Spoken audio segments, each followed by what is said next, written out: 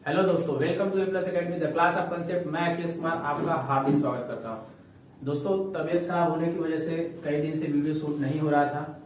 तो हम लोग पॉलिटेक्निक क्लास में बात कर रहे थे और क्वेश्चन पेपर्स के बारे में बात कर रहे थे, थोड़ा सॉल्व भी किए थे कुछ क्वेश्चंस। तो बहुत सारे बच्चों की डिमांड है कि सर सर्किल से बहुत क्वेश्चंस आता है, सर्किल के बारे में कुछ बता दीजिए, उसके नियम और उसके कुछ बेसिक्स पॉइंट के बारे में बता दीजिए, उसके बाद कुछ सर्किल के क्वेश्चन लगवा दीजिए। तो उसी को ध्यान में हम लोग रखते हुए दोस्तों आज इस वीडियो में हम लोग सर्किल के बारे में पढ़ेंगे। ठीक है, सर्किल यानी वृत्त जो है आपका, और वृत्त से क्वेश्चंस आते भी हैं। ठीक है, तो पहले इस वीडियो में दोस्तों मैं आप लोगों को वृत्त क्या होता है और वृत्त में कौन कौन से भाग हैं, कौन कौन सी छोटी छोटी इकाइयां हैं, क्या फार्मूला है, कैसे क्वेश्चंस आते हैं, ये सब के सब आज मैं आपको डिस्कस करूंगा। ठीक है, अगली वीडियो में हम लोग वृत्त से रिलेटेड आपके जितने भी प्रमेय हैं उन सारे प्रमेय के बारे में पढ़ लेंगे। उसके बाद हम लोग सवाल हल कर लेंगे। ठीक है, तो चलिए बात करते हैं सर्किल। अगर आप हाई स्कूल के स्टूडेंट हैं, 9th के स्टूडेंट हैं, 10th के हैं, चाहे IIT तैयारी कर रहे हैं, चाहे पॉलिटेक्निक, चाहे किसी भी ओवरऑल कंपटीशन की तैयारी कर रहे हैं, अगर आपका सर्किल में कोई भी डाउट है तो आज यही अभी इसी वक्त समाप्त हो जाएगा। चलिए देखते हैं सर्किल। अब बात करते हैं सर्किल। सर्किल होता क्या? सबसे पहला क्वेश्चन आता है, what is the circle? Circle क्या है? आप सब लोग जानते हैं कि किसी पॉइंट से एक निश्चित दूरी लेकर के उसके चारों तरफ जो आकृति बना दी जाती है वृत्त, वही क्या होता है? वृत्त होता है। लेकिन हम बात करते हैं सर्किल। तो सबसे पहले देखिए जो डायमेंशन होता है जिसको हम लोग बोलते हैं एक्स अक्ष और वाई अक्ष। ठीक, तो जब भी किसी सर्किल को ड्रा करते हैं तो वो इन्हीं दोनों अक्षों पे बनता है। इसका मतलब पहला पॉइंट जो निकल के आता है कि वृत्त जो हमारा होता है वो कैसा होता है? 2 डायमेंशन फिगर होता है। कैसा होता है? 2 डायमेंशन। ठीक, पहला पॉइंट निकल के आया। मतलब वृत्त जो होता है वो 3 डायमेंशन नहीं होता, एक्स वाई जेड नहीं होता। 3 डायमेंशन का मतलब होता है कि जो तीनों डायमेंशन में हो। ठीक है, 2 डायमेंशन का मतलब होता है जो समतल पे ड्रा किया जा सके। तो वृत्त जो होता है वो 2 डायमेंशन फिगर होता है। आप इस चीज को ध्यान रखिएगा। दूसरी बात, अगर कोई सर्किल है तो इस सर्किल में क्या क्या चीजें होती हैं ध्यान से देखिए। सबसे पहला एक तो सेंटर होता है, पहला जो होता है जिसका नाम है केंद्र बिंदु, यानी सेंटर। सेंटर वह बिंदु होता है जहां से प्रकार रख करके वृत्त को ड्रा किया जाता है, यानी खींचा जाता है। दूसरा आपका होता है त्रिज्या। इन सब छोटी छोटी चीजों को आप लोग देख लीजिए। बहुत सारे बच्चे इसको जानते भी होंगे, तो थोड़ा आगे चलने दीजिए, वेट करिए। तो त्रिज्या जो होता है उसको हम लोग रेडियस बोलते हैं, यानी आर से डिनोट करते हैं। और त्रिज्या जो होता है वो सेंटर से वृत्त, ये इसको देखिए, ये जो चीज है, ये जो पूरी की पूरी आकृति है, इसको हम लोग बोलते हैं परिधि। क्या बोलते हैं दोस्तों? परिधि। ध्यान रखिएगा, इस चीज को हम लोग क्या बोलते हैं? परिधि। ये जो हमारा है वो क्या है? सेंटर। और इस सेंटर से इस परिधि पर कहीं भी, चाहे यहां ले लीजिए, चाहे यहां ले लीजिए, चाहे यहां ले लीजिए, चाहे यहां, कहीं भी जहां भी मर्जी हो, और इस सेंटर से उस बिंदु को मिला दीजिए। तो इसका नाम ए दे दिया मैंने। तो इस सेंटर से परिधि के किसी भी बिंदु को, ध्यान रखिएगा, सेंटर से परिधि के किसी भी बिंदु को अगर मिला दिया जाता है तो वो हमारा क्या कहलाता है? रेडियस, यानी त्रिज्या कहलाता है। क्या कहलाता है? त्रिज्या कहलाता है। तो आई होप आपको केंद्र समझ में आ गया। सर्किल 2 डायमेंशन फिगर है, इसको परिधि बोलते हैं, और ये रेडियस हो गया। अब तीसरा पॉइंट जो निकल के आता है जिसको हम लोग बोलते हैं व्यास। ठीक, व्यास यानी डायामीटर, जिसको हम लोग डी से प्रदर्शित करते हैं। ठीक, तो व्यास यानी डायामीटर यानी डी। अब व्यास जो होता है, आपको देखिए कुछ भी नहीं करना, बस जो ये जो व्यास जो होता है वो त्रिज्या का क्या होता है? 2 गुना होता है, यानी 2r होता है। यानी अगर आपको रेडियस पता है सर्किल का तो आप उसमें 2 का गुणा कर दिए तो आपका क्या निकल के आ जाएगा? व्यास। अब व्यास कहाँ होता है अगर आपको समझना हो डायग्राम पे, तो देखिए सबसे पहली बात कि व्यास याद रखिएगा जिंदगी में, व्यास हमेशा सेंटर से ही गुजरता है, यानी केंद्र से, यानी वृत्त के केंद्र से हमेशा व्यास होके जाएगा। और दूसरी बात, यह वृत्त के दोनों साइड को टच करेगा। यानी अगर ये त्रिज्या है, मैं इसको बढ़ा दिया यहां और इसका नाम बी दे दिया, तो ये जो हमारा इधर जो से ए बी जो हमारा निकल के आया वो क्या निकल के आया? व्यास। यानी देखिए त्रिज्या हमारा सिर्फ यहां से यहां तक था, लेकिन व्यास हमारा यहां से यहां तक होगा। ठीक, तो ये हमारा क्या हो गया? व्यास। तो परिधि हो गया, व्यास हो गया, त्रिज्या हो गया। ठीक है दोस्तों, अब अगला पॉइंट जो आता है जिसका नाम क्या है? जीवा। समझ लीजिए, जीवा। ठीक, अब जीवा क्या होता है? देखिए ये भी व्यास की तरह होता है, लेकिन सबसे पहली बात यह है कि आपको जीवा में एक चीज ध्यान रखना है कि यह कभी भी सेंटर यानी केंद्र से नहीं जाता। ठीक है दोस्तों, यह कभी भी केंद्र से नहीं होकर जाता है, यानी जीवा कभी भी आपका सेंटर से होकर नहीं जाएगा। लेकिन इन केस एक ऐसा चीज आता है, अभी मैं आपको बताऊंगा। तो जीवा की बात करें तो वृत्त के किन्हीं वृत्त के परिधि पर किसी भी दो बिंदु को आप मिला दीजिए, इधर इधर, चाहे इधर इधर, चाहे यहां मिला दीजिए, चाहे यहां मिला दीजिए, चाहे ऐसे कहीं से भी मिला दीजिए, ये सब का सब क्या है, जीवा। ये सारी की सारी, जैसे मैंने इसका नाम दे दिया सीडी, तो ये सीडी जो हमारा होगा ये क्या हो जाएगा, जीवा हो जाएगा। ठीक, समझ में आया। अच्छा, अब एक लाइन में आपका क्वेश्चन कभी कभी ये पूछता है कि वृत्त की सबसे लंबी जीवा कौन सी होती है। ये क्वेश्चन आपको पूछता है कि वृत्त की सबसे लंबी जीवा कौन सी होती है। तो एकदम दिमाग में बैठा लीजिएगा कि जो व्यास होता है वृत्त का जो व्यास होता है वही वृत्त की सबसे लंबी जीवा होती है। जी हाँ, बिल्कुल, ये सेंटर से जाएगा, लेकिन व्यास सबसे लंबी जीवा की बात कर रहा है, ये भी इस वृत्त को दो भागों में बांट रहा है, तो यही जो व्यास होता है वृत्त का वही सबसे बड़ी जीवा होती है। क्लियर। तो त्रिज्या हो गया, व्यास हो गया, जीवा हो गया। ठीक है, चलिए अब कुछ चीजें हैं जो मैं आपको बताऊंगा यहाँ पे। ठीक है, देखिए पहले इसको रफ कर लेते हैं। तो ये बेसिक चीजें हैं, मैं आपको बेसिक चीजें बता रहा हूं और आई होप कि आप लोग को ये पूरा का पूरा क्या हो जाएगा, क्लियर हो जाएगा। डाउट यहाँ पे एक भी चीज आपका बचेगा नहीं। देखिए, अगर बेसिक आपका क्लियर रहेगा तभी आप सवाल आराम से लगा पाएंगे। ठीक है दोस्तों, आप लोग तैयारी करिए कहीं से भी। थोड़ा अगर वीडियो हमारा पसंद आ रहा हो तो चैनल को लाइक करें, शेयर करें, सब्सक्राइब करें, ज्यादा से ज्यादा शेयर करें ताकि ज्यादा से ज्यादा बच्चे आए और हमको ज्यादा से ज्यादा मोटिवेशन प्राप्त हो, ताकि हम आपके लिए और तेजी से वीडियो बनाएं। ठीक है, चलिए तो जीवा हो गया हम लोगों का। जीवा के बाद देखिए दोस्तों, अब बात कर लेते हैं अगला पॉइंट जो आता है, इसका नेक्स्ट पॉइंट जो आता है, जिसका नाम क्या है, चाप। क्या है, चाप यानी आर्क। ठीक, अब एक सर्किल हो गया। ठीक है, अब ये सर्किल हो गया, इसका एक सेंटर हो गया, समझिए ध्यान से, ये सर्किल हो गया, इसका एक सेंटर हो गया। चाप क्या होता है, चाप देखिए दोस्तों, चाप का मतलब ये होता है कि वृत्त की परिधि पर कोई भी दो बिंदु, तो वृत्त की परिधि है ये, मान लीजिए मैंने एक बिंदु यहाँ ए ले लिया, दूसरा बिंदु मैंने यहाँ क्या ले लिया, बी ले लिया। तो वृत्त के परिधि पर कोई दो बिंदु, अगर मैं इनको मिला देता हूं, अगर मैं इनको मिला दिया तब हमारा ये क्या हो जाएगा, जीवा। करेक्ट, लेकिन मैं इनको मिला नहीं रहा हूं, मैं सिर्फ ये आर्क ले रहा हूं। देखिए इसका नाम ही है चाप यानी आर्क, आर्क यानी कर्व। तो कर्व यानी ए से बी तक का भाग, ये देखिए ए से बी तक का भाग। और ध्यान रखिएगा, जब भी अगर ए बी लिखा है और उसके ऊपर अगर ऐसे लिखा है, इसका मतलब ये आपको चाप की बात कर रहा है। किसकी बात कर रहा है, चाप की, आर की। यानी ए बी है, इसके ऊपर अगर ये इस तरह से बना हुआ है स्ट्रक्चर, तो इसका मतलब ये चाप को डिनोट कर रहा है। इसका मतलब वृत्त का चाप क्या हुआ, ए बी हुआ। अगर मैं मान लीजिए यहाँ पे एक बिंदु दे देता हूं पी, कह देता हूं पी। ठीक है, तो अगर देखिए दोस्तों, अब मैं आपसे बात करूंगा यहाँ पे, और यहाँ पे मान लीजिए दे दिया मैंने सी और यहां दे दिया डी। ठीक है, अब जरा ध्यान से देखिए, अब इसमें देखिए कई चाप हो गए। एक तो देखिए ए बी चाप हो गया, फिर अगर मैं इसको देखूं तो ये देखिए बी डी चाप हो गया, फिर यहां पे देखूं तो ये आपका हो गया पी, पी डी हो गया, और इधर देखिए यहां पे हो गया पीसी हो गया, और यहां पे एसी हो गया। ठीक है, तो इन दो दो बिंदुओं के बीच में एक एक चाप ड्रा हो रहा है। अच्छा, एक चीज समझने वाली बात यहाँ पे ये आती है, देखिए अगर मैं इसको यहां से इसे हटा देता हूं, ठीक है, और फिलहाल ये देखिए ए बी है।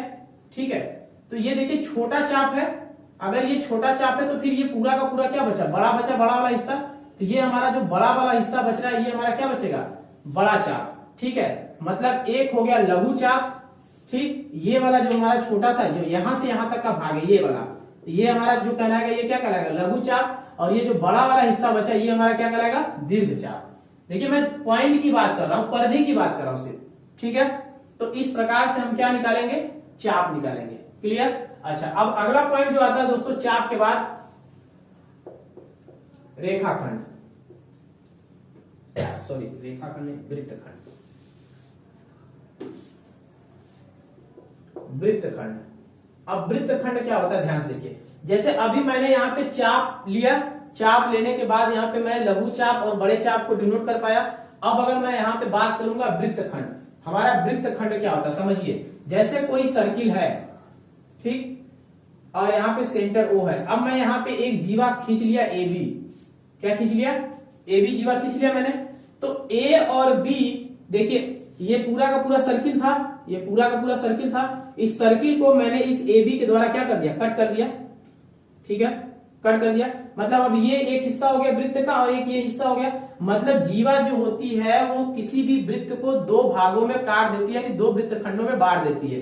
तो ये जीवा यहां से बांट रही है, तो ये जो छोटा वाला हिस्सा होगा इसको क्या बोलेंगे, लघु वृत्तखंड। क्या बोलेंगे, लघु वृत्तखंड, ठीक। और ऊपर वाले हिस्से को क्या बोलेंगे, दीर्घ वृत्तखंड। क्लियर। यानी ये जो हुआ, देखिए चाप, अगर मैं चाप की बात करता तो चाप इसको लेते, ये वाले, सिर्फ इतना, ये हमारा चाप होता है। लेकिन हम वृत्तखंड की बात करें तो इस लाइन से लेंगे, इस लाइन के नीचे वाला हिस्सा और इस लाइन के ऊपर वाला हिस्सा, ठीक है। तो ये लघु वृत्तखंड और ये दीर्घ वृत्तखंड। और जब चाप की बात करते तो चाप में ये लाइन ऐसे नहीं होता, सिर्फ ये होता। और यहाँ पे हम लोग पढ़ते हैं कि लघु चाप और उधर वाले को दीर्घ चाप। क्लियर। तो लघु चाप, दीर्घ चाप, लघु वृत्तखंड, दीर्घ वृत्तखंड, ये सारी की सारी बातें क्लियर हो गई। मैंने आपको सेंटर भी बता दिया, रेडियस भी बता दिया, सब कुछ बता दिया। अब 2-3 पॉइंट और है, इनको भी देख लीजिए, ठीक है। अगर आज तक आप नहीं जानते थे तो यहाँ पे आपका सब क्लियर हो जाएगा, कोई भी चीज ऐसा छूटेगा नहीं, A to Z आपका यहाँ पे सारा डाउट क्लियर हो जाएगा। बस आप एक बार इसको देख लीजिए, ज्यादा लंबा वीडियो नहीं बनेगा, लेकिन हाँ कंसेप्ट है तो कंसेप्ट समझना बहुत जरूरी है, ठीक है। अब हम बात कर लेते हैं, यहाँ पे देखिए फार्मूले की बात कर लेते हैं, सूत्र की। तो वृत्त के जो फार्मूले होते हैं उसको जरा ध्यान समझिएगा, ठीक है। तो सूत्र में सबसे पहले आता है वृत्त की परिधि और वृत्त का क्षेत्रफल, वृत्त का क्षेत्रफल, ठीक है। तो कोई बात नहीं, लाइट कट गई है, ठीक है, ठीक है दोस्तों, लाइट कट गई, कोई बात नहीं, वीडियो हम लोग का कंप्लीट हो जाएगा। आई होप कि आपको दिखाई दे रहा होगा, ठीक है। मेन जो चीजें थी मैंने आपको बता दिया। देखिए वृत्त की परिधि की बात करते हैं तो वो होता है 2πr, क्या होता है दोस्तों, 2πr। और वृत्त के क्षेत्रफल की बात करते हैं तो वो होता है πr²। अब ध्यान से देखिएगा, जहां r हमारा क्या है, त्रिज्या, जहां r हमारा क्या है, त्रिज्या, और पाई जो होता है, पाई का मान क्या होता है, पाई का मान होता है 22/7 रख लीजिए, चाहे 3.14 रख लीजिए, ठीक है दोस्तों। तो चाहे आप इसमें से, अब जब ये रेडियन में है, ध्यान रखिएगा ये क्या है, रेडियन में वैल्यू है। अगर जब मैं इसको डिग्री की बात करूंगा तो ये इसका मान होता है 180 डिग्री, इस पाई का मान क्या हो जाएगा, 180 डिग्री। अब वो आपके सवाल पे डिपेंड करेगा कि आपको रेडियन में वैल्यू पूछ रहा है कि डिग्री, ठीक है। तो वृत्त की परिधि, वृत्त का क्षेत्रफल। अच्छा, आज तक कोई भी टीचर आपको ये नहीं बताया होगा कि वृत्त की परिधि 2πr क्यों होता है, ठीक है। तो समझ लीजिए, परिधि जो होता है और एक होता है परिमाप, परिधि और परिमाप, इन दोनों में कोई भी डिफरेंस नहीं है। अगर कोई मान लीजिए आकृति ऐसी है, इसका अगर मैं आपसे कहूं इसका परिमाप निकालिए, तो आप इसका परिमाप कैसे निकालेंगे, परिमाप का मतलब होता है कि समस्त भुजाओं का योग। तो इन चारों भुजाओं को आप जोड़ देंगे और बोल देंगे कि सर परिमाप निकल गया। लेकिन सर्किल में क्या कहीं आपको भुजा दिख रही है, दिख रही है कहीं, नहीं ना। तो सर्किल में यही जो इसका चारों तरफ का एरिया है, ये जो चारों तरफ इसकी ये जो लाइन है, अगर हम इसको पूरा का पूरा वैल्यू जोड़ देंगे तो यही हमारा क्या हो जाएगा, परिमाप। लेकिन जोड़ेंगे कैसे, तो ध्यान दीजिए कि कोई भी जो सर्किल होता है वो कितने डिग्री का कोण बनाता है, 360। इसका मतलब देखिए यहाँ पे 2π लिखा है, पाई का मान 180 डिग्री, यानी 2 का गुणा किया तो कितना हो गया, 360 डिग्री। और जितने सेंटीमीटर का आप ये लेकर के खींच रहे हैं सेंटर से, वो दूरी का इसमें क्या कर देते हैं, गुणा कर देते हैं r का, तो ये हमारा क्या निकल जाता है, परिधि निकल जाता है, ठीक। तो किसी भी आकृति, यानी अगर आपको कोई गोलाकार आकृति दी है, यानी वृत्ताकार आकृति है, तो वहां पे आप परिधि निकालेंगे तो इसमें कोई भुजा नहीं जुड़ेगी, आपको ऐसे निकालना पड़ेगा। लेकिन अगर कोई इस तरह का आकृति दिया है तो आप उसके समस्त भुजाओं को जोड़ देंगे तो आपका क्या निकल जाएगा, परिधि निकल जाएगा, ठीक है। तो वृत्त की परिधि ये हो गई और वृत्त का क्षेत्रफल ये हो गया, ठीक है दोस्तों। चलिए इसके आगे मैं 1-2 पॉइंट और है जिसके बारे में आप लोग से चर्चा करूंगा। तो दोस्तों तबीयत थोड़ा गड़बड़ चल रहा है, कोई बात नहीं, आप लोगों के लिए वीडियो लाया क्योंकि बच्चों का कमेंट आने लगा सर वीडियो नहीं आ रहा है, तैयारी कैसे होगी। तो हम बोले ठीक है भाई वीडियो बना देते हैं। आप लोग के डिमांड पे ही सारी चीजें दी जा रही हैं, बस आप लोग ज्यादा से ज्यादा शेयर करें, ज्यादा से ज्यादा मित्रों के पास शेयर करें, ठीक है। अब चलिए, तो क्षेत्रफल हो गया, ये हो गया। अब मैं बात करूंगा वृत्त की स्पर्शी, वृत्त की। अब देखिए यहाँ पे जो 2-3 चीजें आपको बताऊंगा, बहुत इंपॉर्टेंट बताऊंगा। वृत्त की स्पर्शी, देखिए सबको पता है कोई वृत्त है, यहां से आप एक लाइन खींच दीजिए जो उसके परिधि को होकर टच करके जाए, इसका नाम मैंने दे दिया ए बी, ये हो गया सेंटर, ये हो गया पी। अगर मैं आपसे इसमें क्वेश्चन करता हूं कि बताइए वृत्त की स्पर्शी रेखा कौन सी है, तो आप बोलेंगे रेखा ए बी। वृत्त की स्पर्शी रेखा कौन सी है? रेखा ए बी। अगर मैं आपसे क्वेश्चन करता हूं कि रेखा ए बी वृत्त को किस बिंदु पर स्पर्श करती है, तो किस बिंदु पर? बिंदु पी पर। ठीक है, यानी रेखा ए बी जो है वो वृत्त की क्या है? स्पर्शी रेखा है, जो वृत्त को परिधि पर बिंदु पी पर क्या करती है? स्पर्श करती है। क्लियर? तो ये हो गया वृत्त की स्पर्शी। अब मैं आपसे बात करूंगा वृत्त की छेदक रेखा। किसकी? छेदक रेखा। ठीक है, वृत्त की छेदक रेखा। तो देखिए छेदक रेखा कुछ नहीं होता दोस्तों, जैसे मान लीजिए मैंने आपका एक ये जीवा खींच दिया जिसका नाम मैंने मान लीजिए सीडी दे दिया, और मैं इसको आगे बढ़ा दिया पी पर, और एक मान लीजिए ऐसे मैंने इसको बढ़ा दिया। ठीक है, इसका नाम मैंने दे दिया ई एफ। ठीक है, तो देखिए अब इसमें जो ये सीडी की मैं बात करूंगा तो अभी ये जीवा है, ईएफ की मैं बात करूंगा तो ये भी अभी क्या है? जीवा है। लेकिन ये दोनों को जब मैं बढ़ा रहा हूं बिंदु पी पर कट कर रहा है, इसका मतलब ये है कि ये जो पूरी की पूरी लाइन हो गई जिसका नाम P C B PE F, ये दोनों ही वृत्त की क्या हो जाएंगी? छेदक रेखा। क्या हो जाएंगी? वृत्त की छेदक रेखा। क्यों वृत्त की छेदक रेखा होंगी? इसलिए क्योंकि ये वृत्त को क्या कर रही है? देखिए काटते हुए आगे की तरफ आ रही है। ठीक है, तो वृत्त की स्पर्शी और वृत्त की छेदक रेखा आपको क्लियर हो गया होगा। अगर कोई भी आपको डाउट है, अभी भी नहीं कोई चीज समझ में आया है, तो आप व्हाट्सएप ग्रुप के लिंक से ज्वाइन हो जाइए। ठीक है, आपका कोई भी क्वेश्चन हो, ठीक है, एक आप या फिर किसी भी पॉलिटेक्निक कॉलेज से मतलब ख्वाब देख रहे हैं, या आप चाहते हैं कि किसी टॉपर से आपकी बात करा दी जाए, या टॉपर्स की सलाह चाहते हैं, या किसी भी टीचर से या स्टूडेंट या किसी भी चीज का मतलब आपको समस्या या किसी से मिलना चाहते हैं कोई भी, तो आप हमसे पर्सनल कमेंट करके भी पूछ सकते हैं, आपको जरूर बताया जाएगा। ठीक है, चलिए अब हम बात कर लेते हैं संकेंद्री वृत्त क्या होते हैं। संकेंद्री वृत्त। ठीक है दोस्तों, तो अब देखिए बात करते हैं संकेंद्री वृत्त। संकेंद्री का मतलब होता है ऐसे वृत्त, मान लीजिए देखिए कई वृत्त हैं, ठीक है, कई सारे वृत्त हैं। ठीक है, ऐसे वृत्त मतलब एक या एक से अधिक ऐसे वृत्त जिन सब का सेंटर क्या हो? सेम हो। जिन सब का सेंटर क्या हो? सेम हो। कहने का मतलब है संकेंद्री वृत्त में मतलब एक या एक से अधिक ऐसे वृत्त जिनका केंद्र क्या हो? सेम हो, मतलब एक ही केंद्र पर खींचे गए बहुत सारे वृत्त, ठीक, वो सभी वृत्त क्या कहलाते हैं? संकेंद्री वृत्त कहलाते हैं। क्या कहलाते हैं दोस्तों? संकेंद्री वृत्त कहलाते हैं। ठीक, क्लियर हो गया।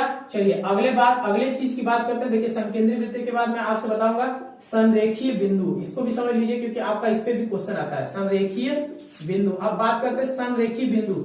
संरेखीय बिंदु का मतलब ये होता है दोस्तों कि ऐसे बिंदु जो एक ही रेखा पर हो, मतलब एक ही लाइन में हो। संरेखीय का मतलब एक ही लाइन में जो बिंदु हो वो बिंदु क्या कहलाते हैं? संरेखीय बिंदु कहलाते हैं। तो क्वेश्चन आपसे पूछता है कि तीन असंरेखीय बिंदु से हो करके कितने वृत्त खींचे जा सकते हैं, ये क्वेश्चन आपसे पूछता है। असंरेखीय का मतलब कि वो एक रेखा में न हो। तो अगर आपसे क्वेश्चन आ गया तीन असंरेखीय बिंदु से होकर कितने वृत्त खींचे जा सकते हैं, तो ध्यान रखिएगा, देखिए कितने वृत्त खींचे जा सकते हैं? सिर्फ एक। कितने? सिर्फ और सिर्फ एक वृत्त खींचा जा सकता है। मतलब तीन असंरेखीय बिंदुओं से होकर के सिर्फ और सिर्फ एक ही वृत्त खींचा जा सकता है। क्लियर? तो देखिए संकेंद्रीय वृत्त समझ में आ गया, संरेखीय बिंदु समझ में आ गया, असंरेखीय बिंदुओं से कितने वृत्त बनाए जा सकते हैं वो भी समझ में आ गया। ठीक है, तो आई होप कि आपको इसमें कोई डाउट अब नहीं होगा। तो जो भी कंसेप्ट देखिए वृत्त का था, मैंने आपको हर एक वो कंसेप्ट समझा दिया। ठीक है, अब इसका सिर्फ और सिर्फ आपको प्रमेय रह गया है, तो अगले वीडियो में आपको प्रमेय भी बता दिया जाएगा। और प्रमेय जब आपको समझ में आ जाएगा तो फिर सवाल तो आप यूं ही चुटकियों में लगा देंगे। ठीक है, खैर पहले वृत्त में अभी एक दो चीजें और है, देख लीजिए। अब हम इसी में बात करते हैं, एक चक्री चतुर्भुज से भी आपका सवाल कभी कभी देखने को मिल जाता है। ठीक है, चक्री चतुर्भुज वास्तव में होता क्या है? तो सबसे पहली बात मैं आपको बता देता हूं, कोई भी चतुर्भुज होता है उसमें चार भुजाएं होना अनिवार्य ही है। ठीक, चार भुजाएं मिनिमम होना ही चाहिए, मैक्सिमम आप चाहे जितना भी कर लीजिए। ठीक, तो चक्री, अब चतुर्भुज है तो चतुर्भुज के आगे लग गया चक्री, तो आप नाम से ही पता चला चक्री मतलब चक्र यानी वृत्त। वृत्त के अंदर जो चतुर्भुज बना हो उसी को हम क्या कहते हैं, चक्री चतुर्भुज कहते हैं। क्या कहते हैं दोस्तों, चक्री चतुर्भुज कहते हैं, जो वृत्त के अंदर बना हो। नाम से ही देखिए पता चल रहा है, ये देखिए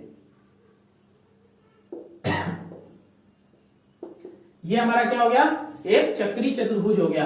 चक्री चतुर्भुज मतलब ए बी सी डी। अच्छा, चक्री चतुर्भुज की एक खास बात याद रखिएगा हमेशा, चक्री चतुर्भुज हमेशा सर्किल के अंदर होता है, पहली बात। दूसरी बात, चक्री चतुर्भुज की कोई भी भुजा कभी भी वृत्त के केंद्र से होकर नहीं जाती है।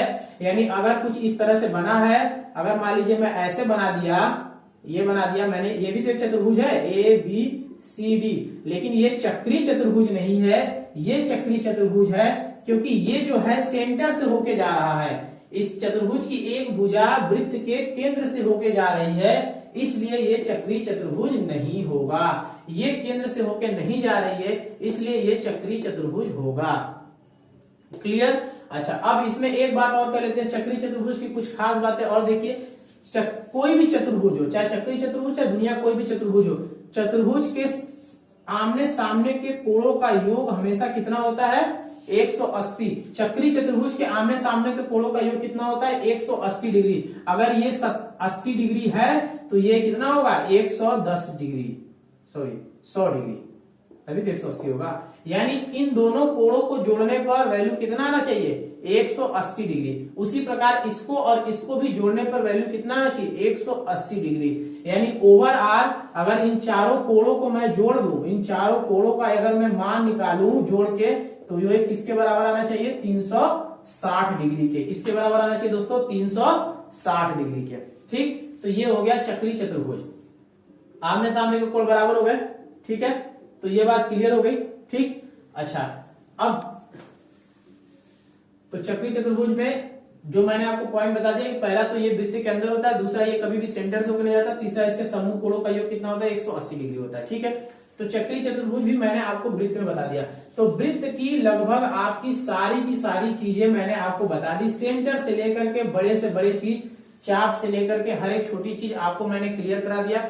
अब आपके वृत्त का कोई भी ऐसा अंग नहीं है जो आपसे छूटा हो। अब आप सर्किल के एक एक अंग से वाकिफ हो चुके हैं कि क्या क्या चीजें होती हैं, कैसे कैसे होती हैं। ठीक है, अगले वीडियो में आपको सर्किल से रिलेटेड जितने भी प्रमेय हैं वो सारे के सारे प्रमेय आपको मैं बता दूंगा। वहां पे आप सारे जो भी 10, 12, 15 प्रमेय हैं, एक एक प्रमेय में आपका क्लियर करा दूंगा।